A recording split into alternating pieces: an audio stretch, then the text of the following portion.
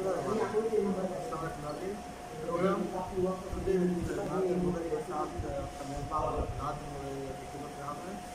नाज़रीन आपको पता है जैसे कि हर प्रोग्राम हम कोशिश करते हैं किसी अहम और यूनिक शख्सियत को दावत दें और आपके सामने उससे बातचीत करें ताकि आपको कोई मोटिवेशन मिले कि मेहनत करने से किस तरह बेहतर बनना मुमकिन है।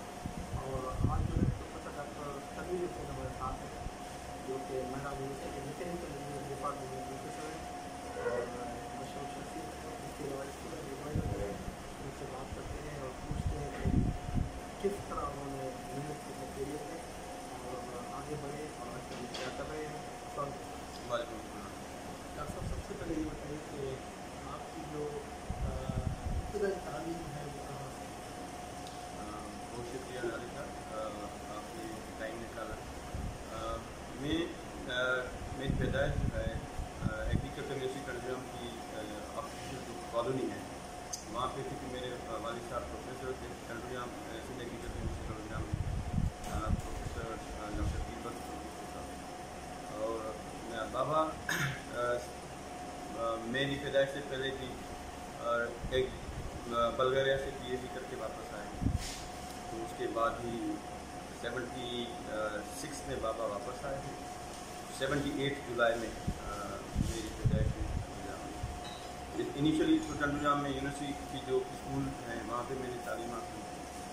फिर हम शिफ्ट हो गए हैदराबाद में, कासमाबाद में। वहाँ पे हैदराबाद में ट्रेनिंग कॉलेज अभी भी मशहूर है, ट्रेनिंग कॉलेज, उसके अंदर एक स्कूल था जान मोहम्मद जमाली स्कूल। वहाँ पे मैंने क्लास 5 क्लास 6 पढ़ा और उसके बाद नूरमोहन हाई स्कूल में मैंने एडमिशन ले ली। नूरमोहन हाई स्कूल में हाई स्कूलिंग के बाद फिर बीच में कुछ ऐसा फेज़ आया कि हमें शिफ्ट होना पड़ा गांव में। तो गांव में खैरपुर हमारा गांव है, तो वहाँ पे मैंने फिर मैट्रिक वहीं से की, मुराद हाई स्कूल गंबर, वहाँ से कुछ मैट्रिक। और ये एक बड़ा यानी अजीब किस्म का था फेज़ चेंज। और बाबा की एक ख्वाहिश थी कि भाई मेरे बच्चे जो है भले आप शहर में पैदा हुए मगर कम से कम उनको गाँव का शहर टच भी होना चाहिए, देहात को भले रहे। और वो हमारी डेलिबरेटली बाबा ने एक ऐसी लाइफ की सेटअप रखा कि हमें थोड़ी मेहनत करने की, डिस्पोजल करने की आदत हुई है। मुझे याद है गाँव से तकरीबन 3 किलोमीटर के फासले पे था स्कूल, मुराद हाई स्कूल। मैं और मेरा भाई मुझसे जो इमीडिएटली पढ़ा है, तो हम दोनों साथ एक स्कूल में पढ़ते थे। तो उन दिनों बाबा ने कहा कि तुम यहाँ पे मैट्रिक भी करो और तुम्हें यहाँ पे भैंसें भी लेके दे दी, 3-4 भैंसें दी और कहा कि इनको भी तुम्हें जो है रुकावट करना है। हम दोनों भाई जो है सुबह सवेरे साइकिल पे निकलते थे और 3 किलोमीटर की मुसाफत पे साइकिलिंग करके स्कूल जाते थे, वापस आते थे। घर आके लंच टाइम में खाना भी खाने के बाद फिर चले जाते थे गदा गाड़ी लेके हम ज़मीनों पे घास करना, फिर वापस आके उसकी घास की कटाई करना। और ये सारा काम जो है मैं तकरीबन 1.5-2 साल के लिए पूरी मेहनत की। इवन जब तक इसमें कॉलेज में भी एडमिशन होना शुरू हुई, तो अल्हम्दुलिल्लाह वहाँ पे घास की कटाई भी की, गंदम की कटाई भी की। वो चावल की उगाई के लिए हम कहते हैं वो चुंगी लगाते हैं, सिंधी में रोंबो कहते हैं उसको, ठीक है, वो भी हमने किया। लाबारो, तो ये अल्हम्दुलिल्लाह सारी चीज़ें शुरू से हमने अडॉप्ट की हैं। तो शुरू से मेहनत का एक ट्रेंड सा आ गया और उसके बाद फिर हमें यानी वो हाथ पे हाथ धरे बैठना जो है वो थोड़ा अजीब सा लगता था। अच्छा, तो फिर आगे बढ़कर बहना यूनिवर्सिटी किस तरह आए और तो फिर यूनिवर्सिटी में एक्चुअली मैंने फिर कॉलेज, जैसे आपको बताया, कॉलेज गवर्नमेंट कॉलेज कासमाबाद में मैंने एडमिशन ली थी, फिर वापस आ गई कासमाबाद। तो मेरा शौक था शुरू से कि प्री इंजीनियरिंग, एक बचपन में दोस्त अहबाब से वो होता था ना, इंस्पिरेशन होती है कि भाई मैं इंजीनियर बनूँगा। तो मैथमेटिक्स मेरी बड़ी अच्छी थी, I was very good at mathematics. तो अल्हम्दुलिल्लाह हमेशा से मेरी मैथमेटिक्स में यानी A+ ग्रेड रहा है, 80-90 के आसपास ही रहे। तो एक ये भी इंस्पिरेशन थी कि मैं इंजीनियरिंग में जाऊँगा। پھر میرا ایک بھائی جو ہے وہ میرا یونیورسٹی میں اس نے ایڈمیشن لی. He was electrical engineer. تو اس نے بھی موٹیویشن دی کہ یار میرا یونیورسٹی مجھے کبھی کبھار ہم کالج میں پڑھتے تھے لے کے جاتا تھا, یونیورسٹی کا ماحول دیکھتے تھے, تو ایک وہ شروع سے انسپریشن آئی کہ بھائی یہاں پہ مجھے ایڈمیشن لینا. تو اسی حساب سے جو ہے پھر میں نے انتخاب کیا کہ میں الیکٹریکل نہیں جاؤں, کیونکہ ایک بھائی الیکٹریکل میں تو میں میکینیکل انجینئرنگ سلیکٹ کروں گا. بچپن سے مجھے جو ہے چھوٹا تھا تو ہم ماشاء اللہ 5 بھائیوں میں سب سے چھوٹا ہوں, تو میں شروع سے کچھ نہ کچھ بنا کے, خاص کر کے جہاز بنانے کا مجھے بڑا شوق ہوا. تو میں نے کہا کہ میں جہاز بناؤں گا. بھائیوں کے جو دوست آتے تھے وہ پوچھتے تھے کہ بھائی تم کیا تو کرے, تم کیا کر رہے ہو؟ تو میں کہہ رہا ہوں کہ جہاز بنا رہا ہوں. تو وہ اکثر انہوں نے مجھے نام دے دیا کہ یہ سائنسدان بن گیا. تو اینی وے وہ ایک انسپریشن تھی جس کی وجہ سے میں نے میکینیکل انجینئرنگ یونیورسٹی میں ایڈمیشن لی. اور اس کے بعد جو ہے پھر میں نے ایڈمیشن کے بعد ہمارا جو ٹائم تھا وہ بڑا نازک ٹائم تھا. 6 سال میں ڈگری ہوتی تھی. فرسٹ ایئر ہمارا جو ہے جیسے گزرا, تو اس کے بعد مرتضیٰ بھٹو کی ڈیتھ ہو گئی 96 کی بات ہے. ٹھیک ہے, 96 میں نے ایڈمیشن لی. تو اس ٹائم یونیورسٹی کے حالات ایسے ہو گئے کہ تقریباً 11 مہینے کے لیے یونیورسٹی بند ہو. تو یہ جو 11 مہینے کا ٹائم تھا وہ بڑا عجیب تھا کہ اب اس میں کیا کریں, ہر ایک بندہ بیٹھ کے کیا کرے گا. مجھے یاد ہے کہ اس زمانے میں انٹرنشپ کا نیا ٹرینڈ تھا ہمارے پاس. تو میں نے یہاں سے ہمارے ایک ہی بلوچ صاحب ہوتے تھے ڈائریکٹر انڈسٹریل لہٰذا, ان سے لیٹر لیا. تو پاکستان اسٹیل مل کا میں نے انٹرنشپ کا لیٹر جو ہے وہ لے لیا.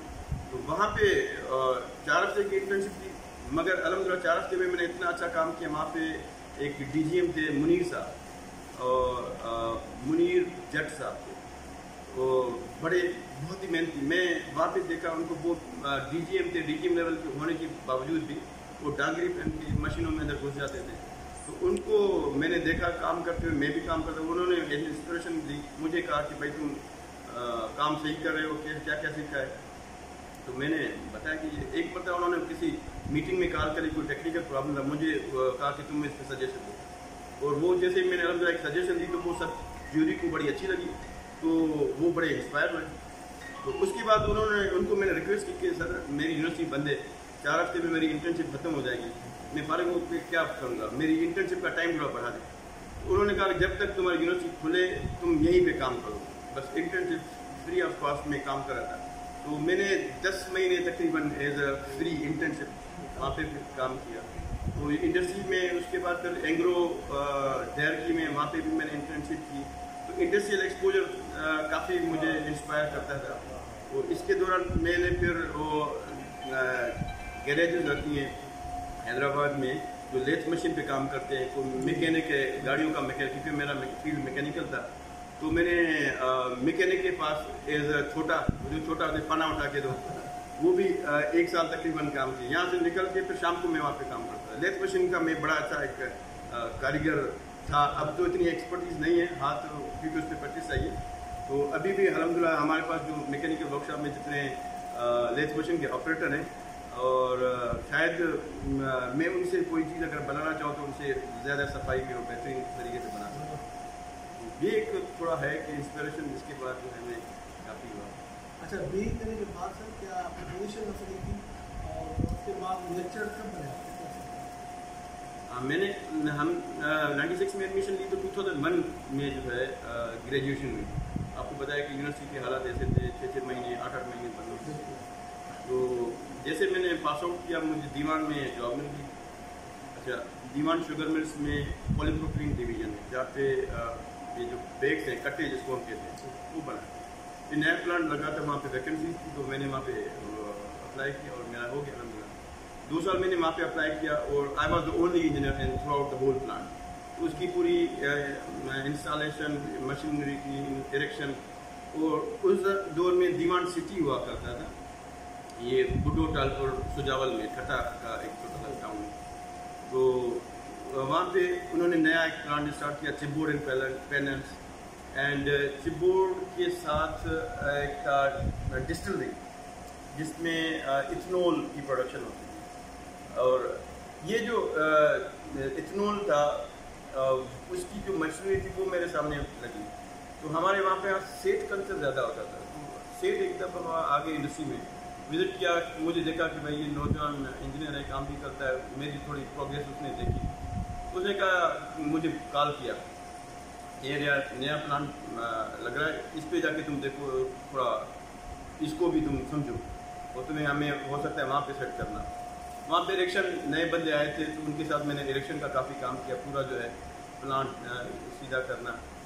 وہ مین وائل اسی دوران میں دیوان موٹرز بھی ساتھ ہی تھا. دیوان سٹی کے اندر پاکستان آرمی کا ایک بڑا آرڈر آیا تھا, شیزور گاڑی آپ نے, وہ تقریباً کوئی 1400 شیزور گاڑیوں کا آرڈر ہوا تھا. تو وہاں پہ پروڈکشن کیونکہ بہت بلک تھی, لوگ کم تھے, تو ساتھ میں ساری انڈسٹری کا ہونے کی وجہ سے سیٹ کلچر میں یہ ہوتا ہے کہ بس جو بندہ جہاں پہ فارغ ہے اس کو اٹھا کے دیکھ رہا تھا. تو مجھے پھر آرڈر ہوا کہ بھائی تم یہاں سے چھوڑو, موٹرز پہ آ جاؤ, کیونکہ ہمیں یہ 1400 ٹارگیٹ پورا کرنا ہے. تو وہاں پہ میں کوالٹی انسپیکٹر کے طور پہ وہاں پہ بھی میں نے کام کیا. تو 2-2.5 سال کا یہ ٹائم ہے. اس میں میں نے دیوان کے اندر پولی پروپلین ڈویژن, چپ بورڈ اینڈ پینلز, ڈسٹلری اور موٹرز میں, اور وہاں پہ ٹائم کی لمیٹیشن نہیں ہوا کرتی, صبح ایک جگہ پہ, دوسری دوپہر کو دوسری انڈسٹری میں, شام کو تیسری انڈسٹری میں. تو یہ پورا جوس نکال لیتے تھے نا. تو یہ ایک پرائیویٹ انڈسٹری کا ایک ٹرینڈ ہے, آپ کو زیادہ ہوگا. تو یہ ساری تھی. تو وہیں پہ میں کام کچھ زیادہ ہو گیا. تو اتفاق کے یونیورسٹی کے اندر جابس آ گئی, اور میں نے وہاں پہ اخبار پڑھی. تو میں نے ایک اپنے دوستوں کا جو حیدرآباد میں مقیم تھا کہ یار میرا فارم لے لو اور جو ہے تم اپلائی کر دو.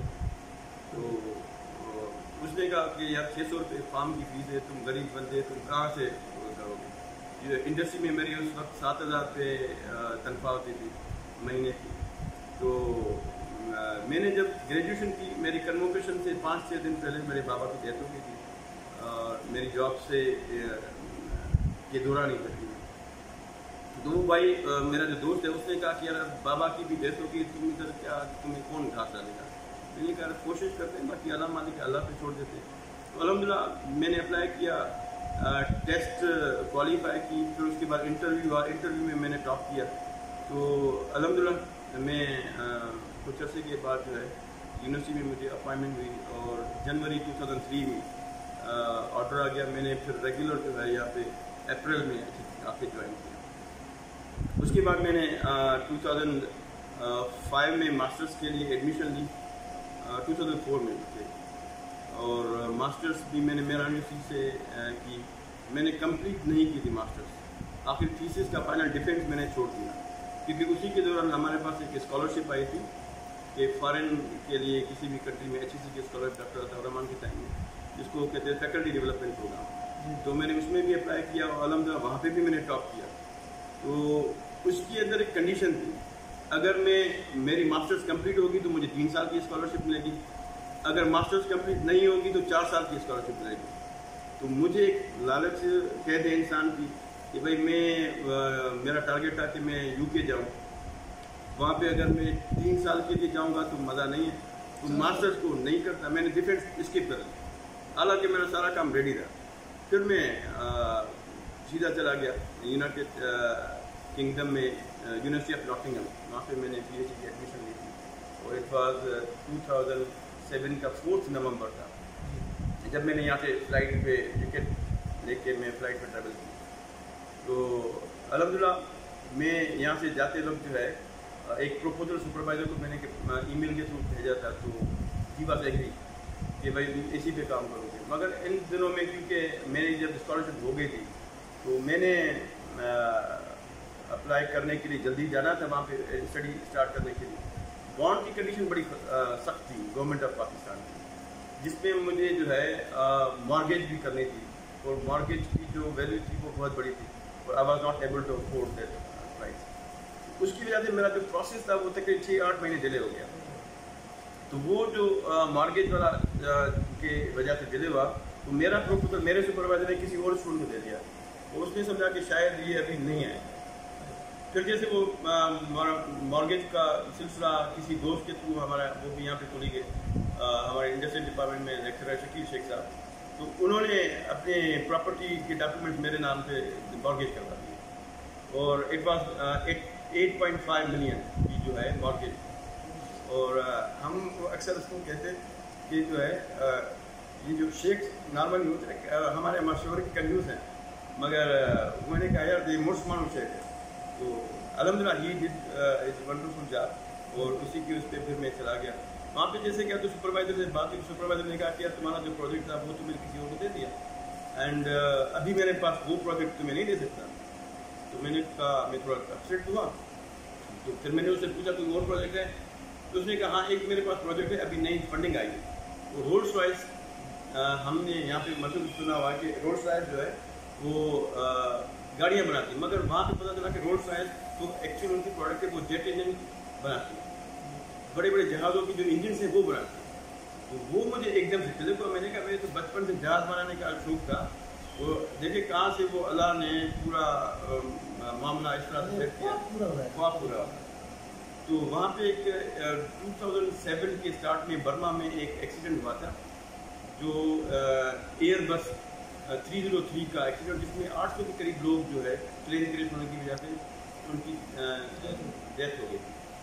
تو انہوں نے اس پہ اسٹڈی کی کہ یہ کیوں ڈیتھ ہوئی اور یہ ریزن کیا تھا، پلین کیوں کریش ہوا. اس کی پتہ انویسٹیگیشن میں پتہ چلا کہ انجن کے اندر فالٹ تھا، اور انجن میں وائبریشن جو ہے وہ زیادہ آ گئی تھی ڈیورنگ دی فلائٹ. میرا ٹارگیٹ یہ تھا کہ اب اس کو اوور کم کیسے کریں. یہ جو انجن تھی اس کی ڈیزائن پہ مجھے کام کرنے کا موقع ملا. تو الحمدللہ میرا پروجیکٹ فنڈیڈ پروجیکٹ تھا. تو میری پی ایچ ڈی کے تقریباً 4.5 سال کے اندر میں 2.5 سال رولس رائس کے پلانٹ میں بیٹھ کے کام کرتا تھا ایز اے اسمبلی انجینئر. تو یعنی مجھے دونوں سائڈ پہ وہ بھی مجھے انسینٹیو دیتے تھے. تو میں ایز اے اسمبلی انجینئر مجھے فیلڈ کا ایکسپیرینس ملا، اور میں یہاں پہ جو ہے پی ایچ ڈی کے باقی جو لوازمات کو وہ بھی نہیں کرتا. تو الحمدللہ وہاں پہ ان کی انجن تھی ٹرینٹ 1000، ٹرینٹ 900 اور ٹرینٹ 500. یہ 3 جیٹ انجن ہیں جو کہ میں نے ری ڈیزائن کی، اور ان تینوں انجنس کی ری ڈیزائننگ کے بعد وہ سکسیزفلی دوبارہ ری لانچ ہوئی. اور الحمدللہ یہ جو انجن ان کو ابھی بھی T1000 T900 اس طرح سے کہا جاتا ہے. یہ ری ڈیزائن ہونے کے بعد مجھے موقع ملا کہ میرے ہاتھ میں یہ ساری ری ڈیزائن. اور اب اس کے دوران مجھے انہوں نے آفر دیا کہ تمہیں یہاں پہ جوائن کرنا ہے، اور مجھے یہ بھی تھا کہ مجھے واپس اپنے ملک میں واپس جانا ہے، اپنی قوم کے لیے سرو کرنا ہے. اور سب سے بڑا مجھے جو ہے وہ تھا کہ میرا دوست جس نے میرے لیے اتنا بڑا بانڈ دیا، اگر میں واپس نہیں گیا تو اس کی پراپرٹی تو گئی. تو میں نے کہا کہ دس از ناٹ پاسبل کہ میں یہ ادھر ہی پہ جوائن کروں. میرے سپروائزر کے پاس میرا آرڈر تھا، میں نے تھیسس کمپلیٹ کر لی تھی، وہ مجھے روک کے بیٹھا ہوا تھا. کسی اور پروجیکٹ ایک آیا جرمنی کی GmbH ایک ہے کمپنی، تو اس کا ایک ایرو انجن کے آؤٹ ورڈ گائیڈ لائنس ہوتے ہیں، اس کا پروجیکٹ آیا، اس میں ڈیزائننگ کا کام تھا. مجھے اس نے کہا کہ یار تمہیں میں ڈگری نہیں دوں جب تک کہ مجھے پروجیکٹ یہ کمپلیٹ کرتے تھے.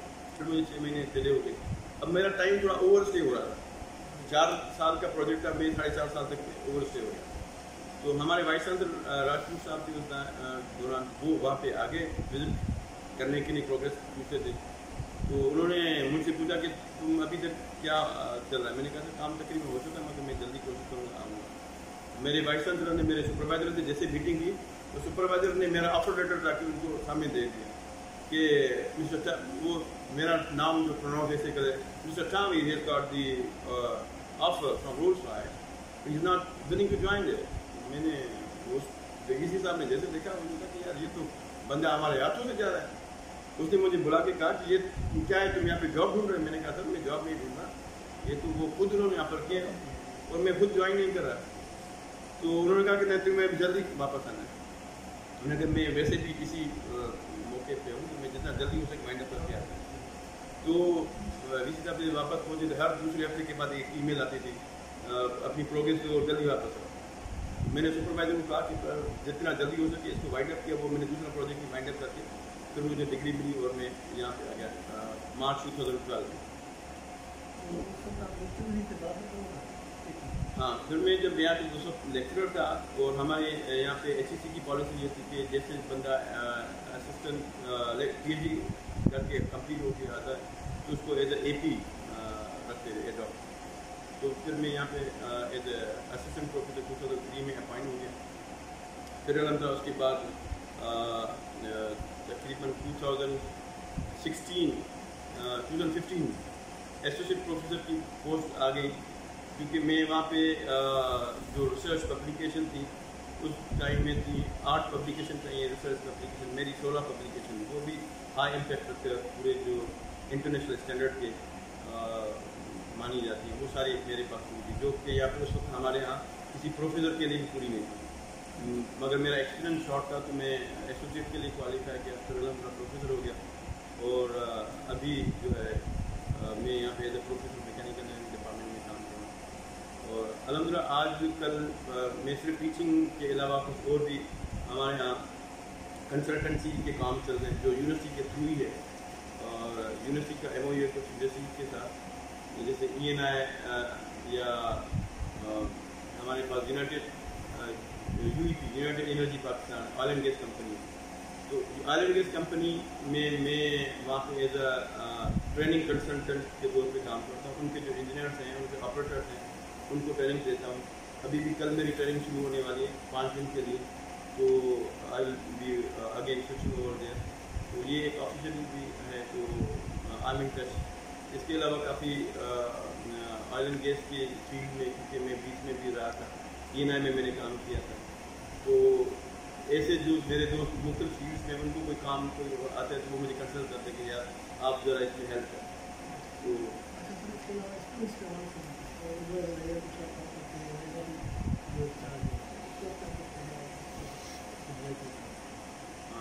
یہ ایک ایڈیشنل چارج ہے ایڈوائزر اسٹوڈنٹ افیئرس کا.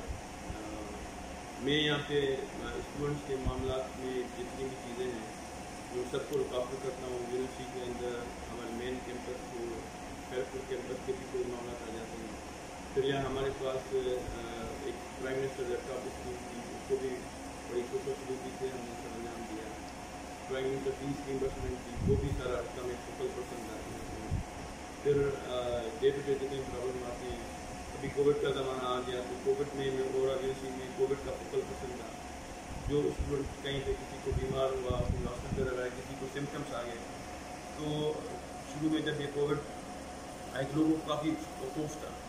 ہمارے یہاں مجھے یاد ہے کہ ایک اسٹوڈنٹ تھا جس کو ہاسپٹل میں طبیعت خراب ہو گئی, تو رات کو 12 بجے اس کے ہاسپٹل کے وارڈن نے مجھے فون کیا کہ سر لڑکی کی طبیعت خراب ہے اور اس کو کیا کریں, آئسولیشن میں ہمیں بھیجنا پڑے گا, کیونکہ SOP تو یہ کہتی ہے آئسولیشن میں بھیجنا پڑے گا. اس وقت ہمارے آئسولیشن جو روم ہے وہاں پہ کوئی بھی نہیں تھا, اکیلا تھا. تو میں نے کہا 12 بجے اس لڑکے کو آئسولیشن بھیجیں گے, وہ تو سائیکولوجیکل ڈپریس ہو جائے گا, وہ مزید خراب ہو جائے گا, اس کو وہ لوگ رکاوٹ کون کرے گا.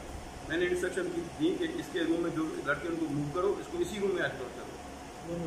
یہ جو ہے لڑکے کے لیے نقصان دہ, وہ اس کو رات تک اس کو جو لک آفٹر کرتے رہو, اور اگر کوئی مزید خراب ہوتی تو مجھے بتائیں. میں 7 بجے پھر طبیعت فون آیا, کہا کہ سب لڑکی کی طبیعت زیادہ خراب ہوئی, کیونکہ ہمارے یہاں جو ہے وہ گارڈ وغیرہ تھے جو اس کو دیکھ رہے تھے, وہ باہر کھڑے ہو کے کہہ رہے یار لیکن کووڈ ہو گئی ہے. اب وہ یہ سن کے اس کو جو ہے سائیکولوجیکلی ڈپریس ہو گیا. تو میں جیسے پہنچا تو لڑکے کے ہاتھ بھی پھر گئے, پاؤں بھی پھر گئے. میں ایک دم سے لڑکی کو جا کے اس کے ساتھ جا کے میں نے کہا کہ گلے میں یار کوئی مسئلہ کیوں ڈر رہے, کیا پرابلم. ایمرجنسی میں ایمبولینس کال کی, لمس میں لے کے گیا. یہاں پہ ڈاکٹر نیاز اکبر صاحب ہیں, وہ کووڈ کے اس وقت دیکھ رہے تھے, تو انہوں نے کافی ہیلپ کی. انہوں نے مجھے فون پہ رابطہ ہوتا رہا, انہوں نے کہا کہ یار یہ کووڈ کے سمٹمز نہیں ہیں, ان کو جا کے ٹیسٹ کروا لو. ٹیسٹ کروائی, ٹائیفائڈ کی ٹیسٹ کروائی اور ملیریا کی ٹیسٹ کروائی, کووڈ کی ٹیسٹ کروائی. تو وہاں پہ جو لیبارٹری میں آدھے گھنٹے پونے گھنٹے کے بعد ایک ٹائیفائڈ کی ٹیسٹ جو رزلٹ آ گیا, مجھے کنفرم تھا کہ اس لڑکے کو کووڈ ہے, but we have to deal psychology. اور اس کے پیرنٹس کو میں نے کال کیا, اس کا پیرنٹ دیہات سے نہیں آ سکتا تھا, اس کا بھائی کسی انڈسٹری میں فیکٹری میں مزدور کے طور پہ کام کرتا تھا, اس کو بلا لیا, وہ کراچی سے آ گیا اور اس کے ساتھ میں تھا. تو اس کو میں نے کہا یار تمہیں کووڈ شوڈ کچھ نہیں, تم خامخواہ پریشان ہو گئے, دیکھو ٹائیفائڈ ہے تم. لڑکے نے جیسے سنا ٹائیفائڈ ہے کووڈ نہیں, وہ بالکل ٹھیک ہو گیا ود ان 30 منٹس. دیکھو سائیکولوجی کریں سے. تو وہ اس نے کہا کہ سر اب مجھے اجازت ہے, میں گاؤں چلا جاؤں گا. میں نے کہا یار ایسے نہیں کرو, بھائی تمہیں آ جائے پھر تمہیں چھوڑو. اس کے بھائی کے اس کے ہینڈ اوور کیے, وہ چلا گیا. اور اس کے بھائی کو میں نے سائڈ میں بتایا کہ بھائی اس کو کووڈ ہے, SOP فالو کرنا ہے, خیال کرنا ہے, مگر اس کو بتاؤ گے تو یہ ڈپریس ہو رہا ہے. ہر بندے کی اپنی ایک وہ ہے نا سائیکالوجی. تو اس کو میں نے کہا کہ 15 دن تم چلے جاؤ, پھر اس کے بعد دیکھیں گے, تم اپنے ایگزام کسی چیز کا فکر نہیں کرنا, یہ میں لک آفٹر کروں گا. تو ہی واز کانفیڈنٹ کہ سر تنویر نے کہہ دیا تو ہی ول لک آفٹر. تو 15 دن کے بعد اس کو کہا کہ ٹیسٹ کرواؤ. تو اس نے ٹیسٹ کروائی, پھر اس کی ٹیسٹ نگیٹو آئی. اس کے یہ جو ہم IGPT کوئی ایک ٹیسٹ ہوتی ہے جس میں اینٹی باڈیز کی ٹیسٹ کرواتے ہیں, وہ بعد میں نے کہا کہ وہ بھی کروا لیتے جس سے پتہ چلتا ہے کہ باقی اس کو ہو چکا ہے نہیں ہوا. پھر پتہ چلا کہ اس کو ہو چکا تھا. پھر میں نے اس کو بتایا کہ دیکھو تمہیں کووڈ ہوا تھا, اب تم ٹھیک ہو چکے, اگر تم ٹینشن لوگے تو پھر تم اور زیادہ ہوگا. تو وہ اس نے ایک بڑا وہ بیچارہ آخر میں بھی آیا تو گاؤں سے اپنے فادر کو لے کے آیا کہ سر کی تھینکس کرتے ہیں. میں نے کہا تو میرا فرض ہے. اور اس طرح کے اور کافی مسئلے ہاسپٹل کے اندر کوئی ایسا مسئلہ ہوا ہم نارمل لک میں آپ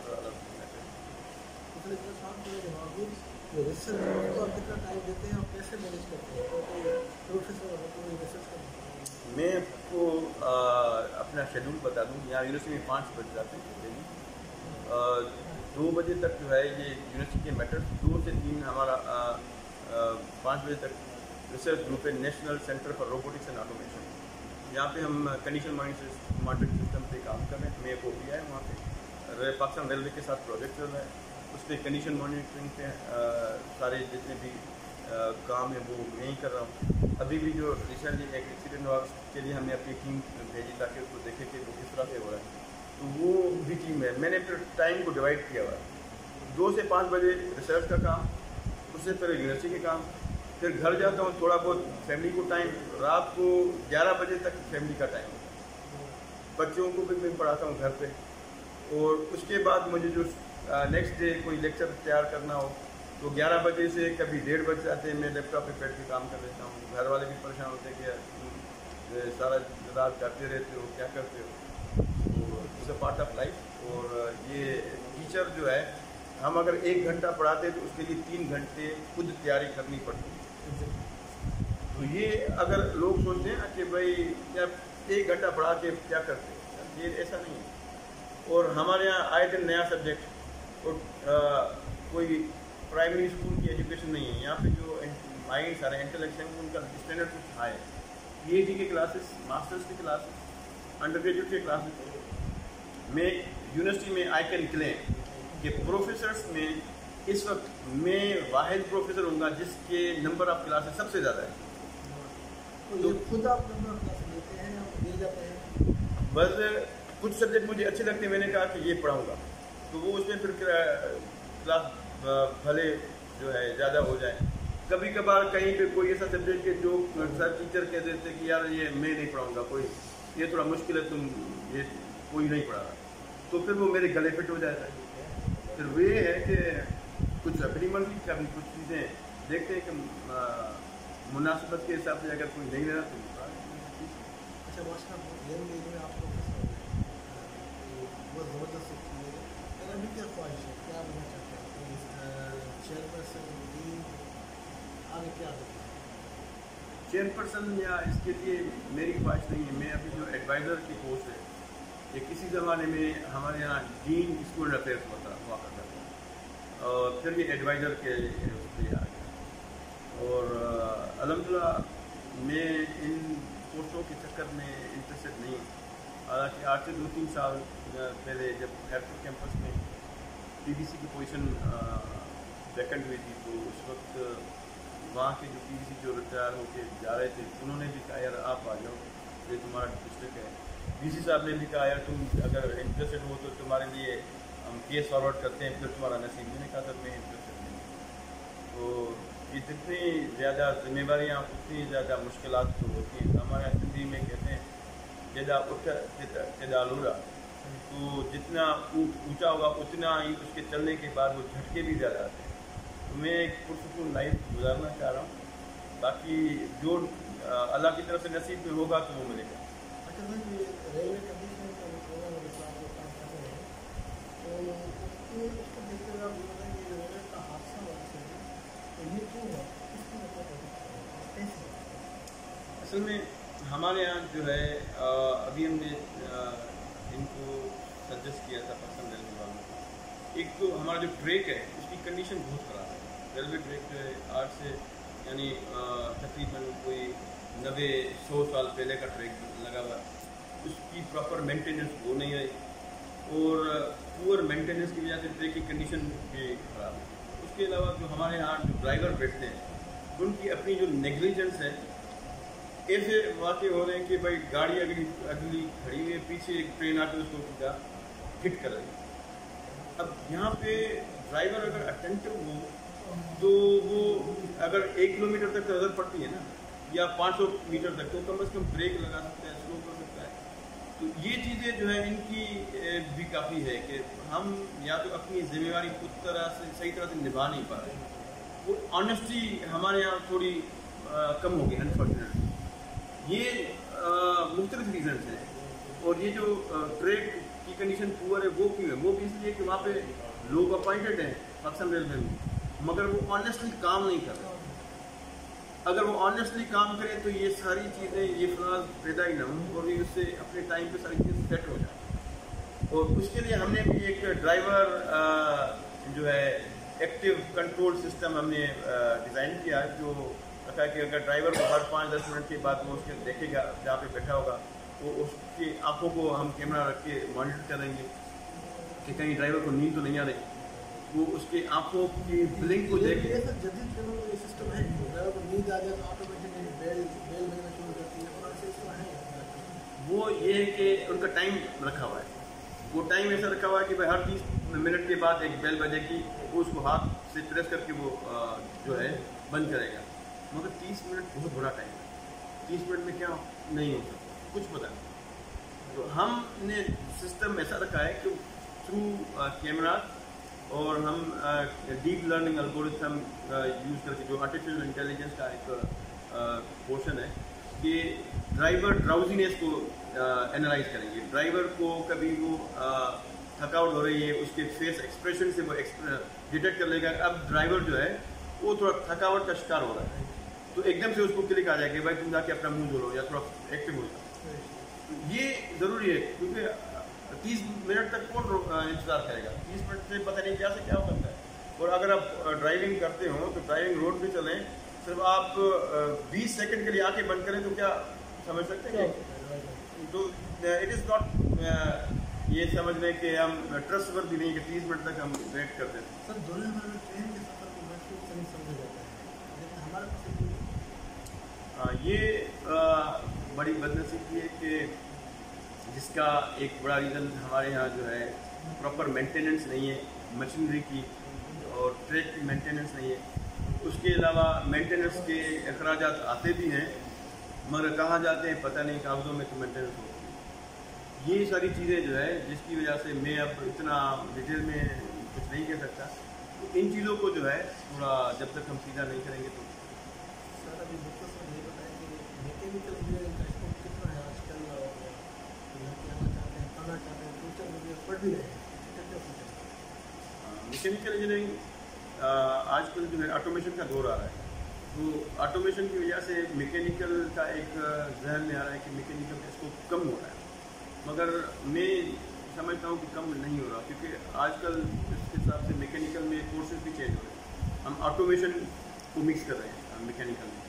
تو میکینیکل کا وہ اسٹوڈنٹ کامیاب جائے گا جو آٹومیشن کو بھی ساتھ میں اسٹڈی کرتا رہے. اور ہمارے پاس جو سبجیکٹس آ رہے ہیں آٹومیشن کے ان کو بھی اسٹڈی کریں. اس کے علاوہ ہمارے پاس جیسے کچھ سافٹ ویئرس ہیں, آٹو کیڈ تو سول کے ساتھ ہے. اس کے علاوہ پروئی, ایٹیا, یہ کریو سافٹ ویئرس ہے.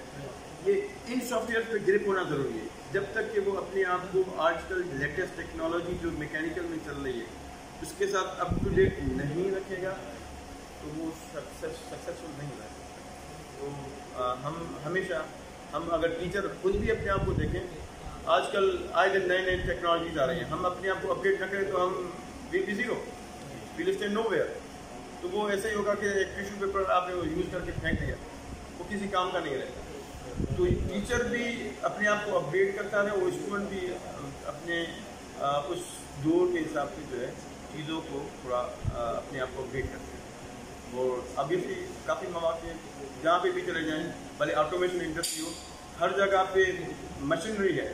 جہاں پہ مشینری یوز ہوگی وہاں پہ میکینیکل انجینئر کا کام ہے. تو یہ نہیں کہہ سکتے کہ میکینیکل آٹومیشن کی وجہ سے ڈی ویلیویٹ ہو رہی ہے. مشینری سے ہم جان نہیں چھڑا سکتے.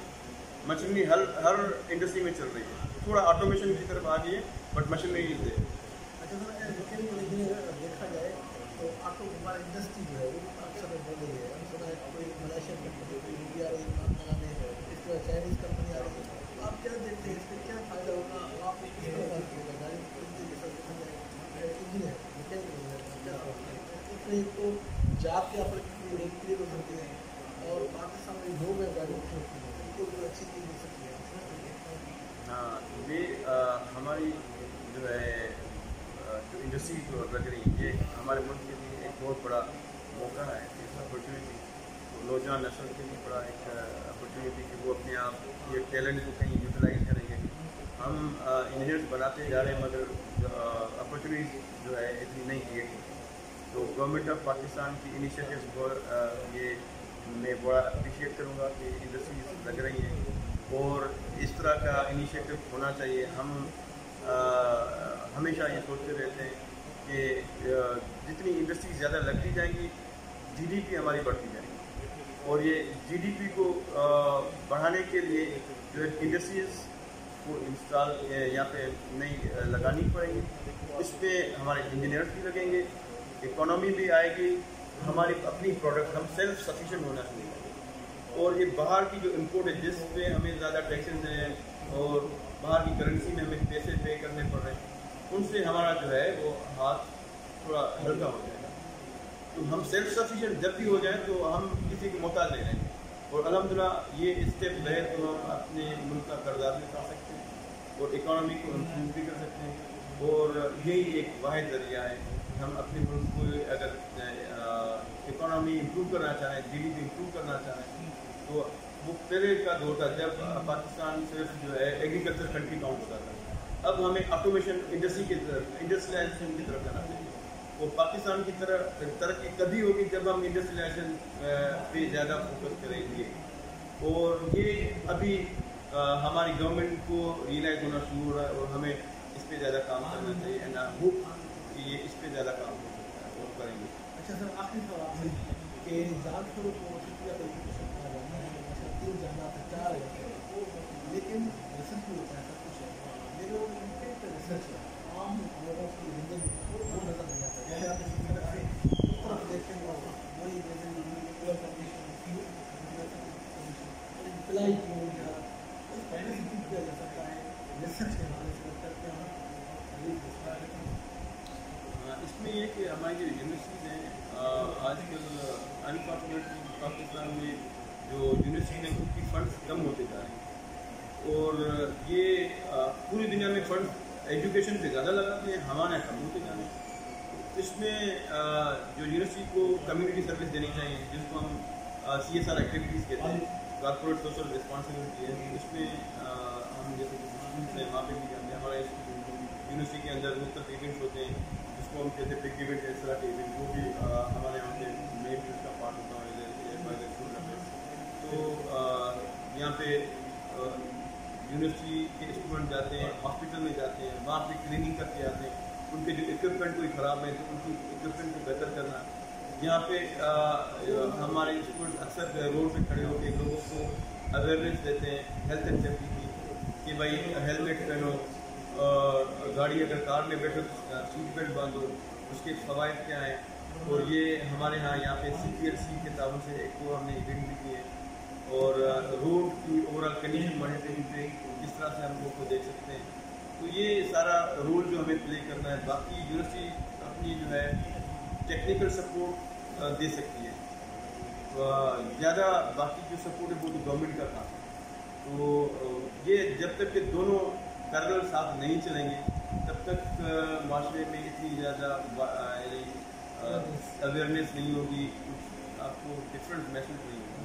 تو یہ گورنمنٹ اور انڈسٹریز اور یونیورسٹیز سب کو مل جل کے ایک ہاتھ سے رول پلے کرنا پڑے گا. اور ہم اپنے شہر کو, اپنی یونیورسٹی کو اون کرنا شروع کریں, جو کہ ہمارے یہاں بڑا فقدان ہے. ہم میرا یونیورسٹی میں بھی ہمارے وائس چانسلر صاحب وہ کہتے ہیں مائی یونیورسٹی، تو یہ ایک ہمارے پاس ٹرینڈ اچھا ہے، ایٹ لیسٹ ہمارے یونیورسٹی میں اون کرتے ہیں، اونرشپ کا ہے یہ. ہم شہر پہ بھی جہاں پہ بھی جاتے ہیں تو ہم کہتے ہیں کہ بھائی اونرشپ جو ہے ادارے سے باہر سٹی کے لیول پہ بھی آ جائے، ہم پورا شہر اپنا اون کریں، شہر کے ہم اپنے پورے ملک کو اون کریں، بھائی اب میرا کنٹری میرا پاکستان.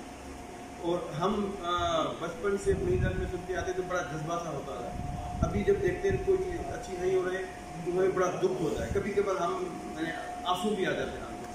تو یہ ہم دیکھتے ہیں کہ یہ جو اونرشپ کا سینس ہے یہ ڈیولپ ہونا چاہیے، اور یہ اسکولنگ سے اس کو اسٹارٹ کرنا چاہیے. جب تک اسکولنگ سے اس کو اسٹارٹ نہیں کریں گے، یونیورسٹی میں جو بچہ آتا ہے وہ میچور ہوتا ہے. اب اس کی ہم یوں سمجھ لیں کہ 19-20 یا 18-20 تک پالشنگ کر سکتے ہیں، 1 سے 18 تک جو ہے وہ اس کے نیچے کی اسکولنگ میں ہوتی ہے.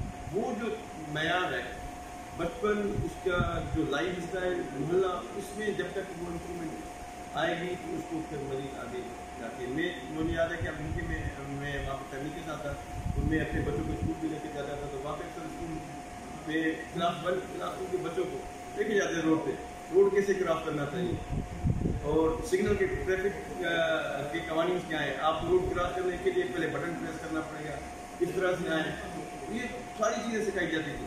کون ایمرجنسی کہیں ہو جائے آپ کو کیا کرنا چاہیے، کس طرح سے ریٹ ہونا چاہیے، یہ ساری چیزیں جو ہے ہمارے کریکولم میں اسکول لیول سے ہونی چاہیے. تو یہ جو ہے ہمیں بھی یہاں پہ اڈاپٹ کرنی چاہیے. اور وہ وہاں پہ ہم جاتے ہیں پاکستان میں یہاں پہ گھومتے تو ہاتھ میں ٹشو اگر ہوگا یا بوتل خالی ہوگی تو نیچے پھینک دیتے ہیں. بھائی یہ کیوں کر رہے ہیں؟ یہ ہماری یونیورسٹی میں ایسا سسٹم نہیں ہے. ہر جگہ پہ ڈسٹ بن رکھے ہوئے تو ہم وہاں پہ اس کو پھینکتے ہیں. کوشش کرتے ہیں اگر کچرا آئے کہ ڈسٹ بن جیب میں ڈال دیتے ہیں، جب کوئی ڈسٹ بن آ گیا تو اس میں جا کے پھینکیں. باہر بچوں کو یہ بڑا سکھا دیتے ہیں. ہم وہاں پہ گئے، کوئی اگر بندہ روڈ پہ UK میں کچرا ٹشو بھی پھینکتا ہے تو سارے اس کو بری نظروں سے دیکھتے تھے کہ لوگوں کے معاشرے میں یہ بہت بری چیز سمجھی جاتی ہے. تو ہمارے یہاں یہ یعنی بچپن سے اسکولنگ میں اس طرح کی چیزیں ہونی چاہیے، تبھی ہم معاشرے کو زیادہ بہتر بنا سکتے ہیں. آپ نے پروفیسر ڈاکٹر تقوی صاحب کا